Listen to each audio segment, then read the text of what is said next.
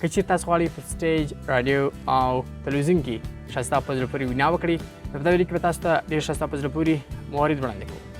درې هغه توکي چې د وینا کولو پر مهال باندې ډېر جذاب، ډېر مؤثر او ډېر اغېزمن تمامېږي. د هغوی څخه لومړی ښایسته، نوي او په زړه پورې معلومات درلودل دي.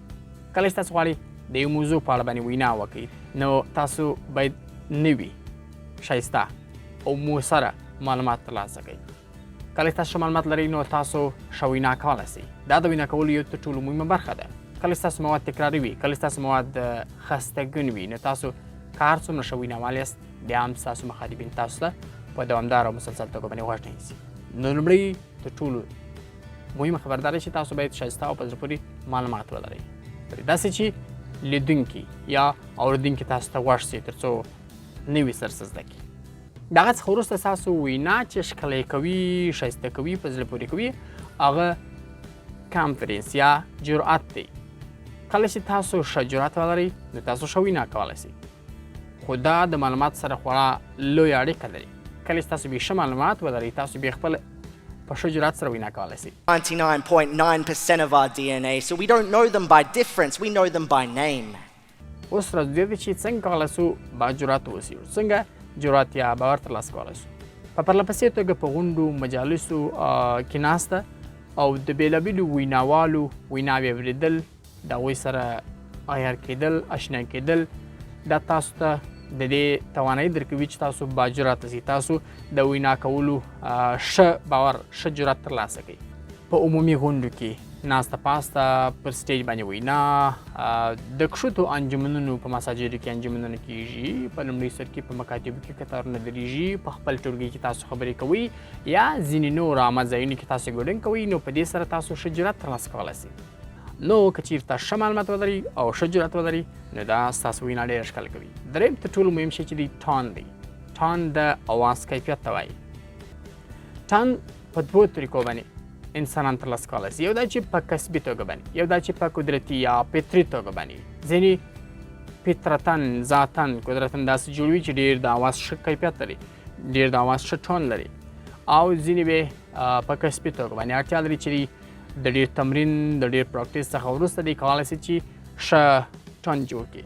کوم کسان چې ښه ټون نه لري او غواړي چې دوی ښه ټون جوړ کړي په لومړیو کې دی باید یو ښه اغېزمن ویناوال، یو ښه وینا کوونکی انتخاب کړي، د هغوی تعقیب وکړي، د هغوی پر اساس باندې دی باید ډېر ښه ټون جوړ کړي. مهمه دا نه دی چې خامخا اصل په سر کې چې هماغسې د ویناوال او امیټیشن یا هماغسې د ویناوال تقلید وکړي، خو د هغوی تعقیبول دته دا لار ورښوي چې دی خپل ټون یا د اواز پر کیفیت باندې دی کار وکړي او خپل ټون جوړ کړي. د دې درو څخه علاوه نور توکي هم شته، خو دا ډېر مهم توکي دي چې تاسو ته ستاسو وینا ډېره ښکلې کوي. یعنې معلومات، ښه معلومات، نوي معلومات، مؤثر معلومات، اغېزمن معلومات راټولول یا درلودل. ښه جرأت درلودل چې ښه جرأت تاسو په پرله پسې توګه په بېلابېلو غونډو، مجالسو، ناستو کې، راډیوي پروګرامونو کې، تلویزیوني ناستو کې ترلاسه کولی شئ. او د ښه ټون درلودل یعنې د اواز د کیفیت ښه والی. کله چې تاسو ښه کیفیت ولرئ، ښه جرأت ولرئ، ښه معلومات ترلاسه کړئ، ښه معلومات وړاندې کولی شئ، تاسو اغېزمنه وینا کولی شئ. او د دې څخه اخوا شپږ نور توکي دي چې ستاسو وینا نور ښکلې کوي. راځئ چې په هغو باندې خبرې وکړو. د هغوی څخه یې باډي مومنټ یا د بدن حرکات و عامو خلکو ته وینا کولو پر مهال باندې په سټیج باندې تاسو یا پوډیم باندې تاسو اړتیا لرئ چې په خپل ځای باندې مناسب حرکت ترسره کړئ چې په دې سره تاسو خپله وینا ژوندۍ ساتلی شئ او تاسو ویناوالو ته ښه پیغام لېږلی شئ. نو په دې سره یو مهم خبر دا دی چې ویناوال خستهګون کېږي نه، هغوی تاسو ته ګوري، هغوی د دې حس کوي چې موږ ته یو ویناوال ګډ دی او بالاخره دې متوجه کېږي چې تاسو وینا واورئ. خو دا باډي مومنټ باید په مناسب اندازه سره وي، نه داسې چې ډېر چټک وي، ډېر وي، دا باید لږ وي، په خپل ځای باندې مناسب وي. او د دې سره سره هینډ جسچر چې ورته وایي د لاسونو حرکت، دا ډېر مهم خبره ده چې د دې په اړه داسې ویل کېږي چې هینډ جسچر یا د لاسونو حرکت ستاسو پریزنټیشن یا ستاسو وینا یا ستاسو ارایې یا ستاسو وړاندې کولو ته ژوند ورکوي.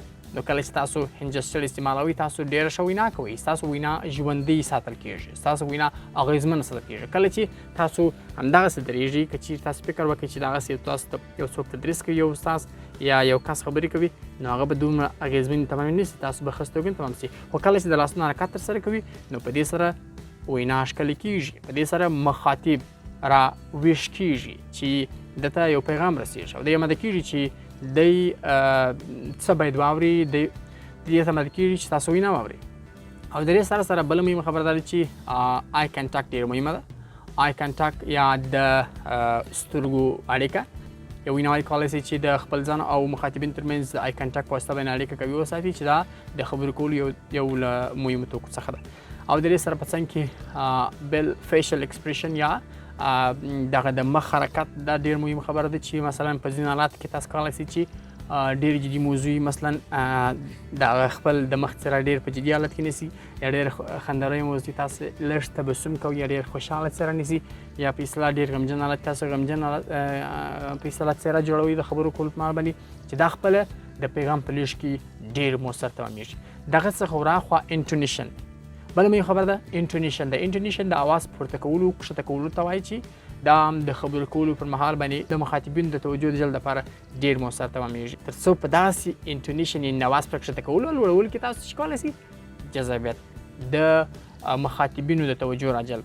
کله چې تاسو مخاطبینو توجه راجلبوي نو تاسو د پیغام د انتقال یو ښه چانس لري، تاسو بیا ښه پیغام لېږدولی شئ. This world does have wrong, but two are not right. We will end dark nights with sunlight to wake the world. We will change the world with the words that we speak. Just wake up and make so much noise that no one can sleep. Thank you. بله مهمه خبره ده د کانسنټریشن یا په خپلو خبرو باندې حاکمیت. دا تر ټولو مهمه خبره ده چې تاسو باید په خپلو خبرو باندې دا حاکمیت ولرئ چې تاسو باید ښه وینا وړاندې کړئ یا ښه وینا وړاندې کولی شئ او تاسو باید د دې درک ولرئ چې زما وینا چې زه یې اوس کوم مخاطبینو ته آیا دا وینا خسته ګون ده، دا وینا د پیغام لیږلو وړ ده، زه چې کومې خبرې اوس کوم حالا په دغسې حالت کې مخاطبین خسته ګون دي، مخاطبین غوږ نیولی دي، دوی ته دا وینا په زړه پورې ده یا دا خسته ګون ده. کله چې ستاسو وینا په جریان کې کله چې تاسو د وینا په جریان کې ستاسو مخاطبین ستاسو څخه مخ اړوي یا په کم شمېر په کم د دوی تاسو ته غوږ نیسي نو په دغسې یو حالت کې تاسو باید څو کاره ترسره کړئ. لومړی دا چې تاسو باید پر دې غور وکړئ چې زما معلومات تکراري دي یا مؤثره نه دي یا دا په زړه پورې نه دي دپاره، نو تاسو باید وینا لنډوئ یا به وینا لنډوئ. دویمه خبر دا چې تاسو په دغه وخت کې یو انتبی یو ټوکه غوندې یو خاطره غوندې داسې یو وینا کوئ، یو داسې خاطره وایاست، یو داسې ټوک کوئ چې د دې توجه راجلب کړي.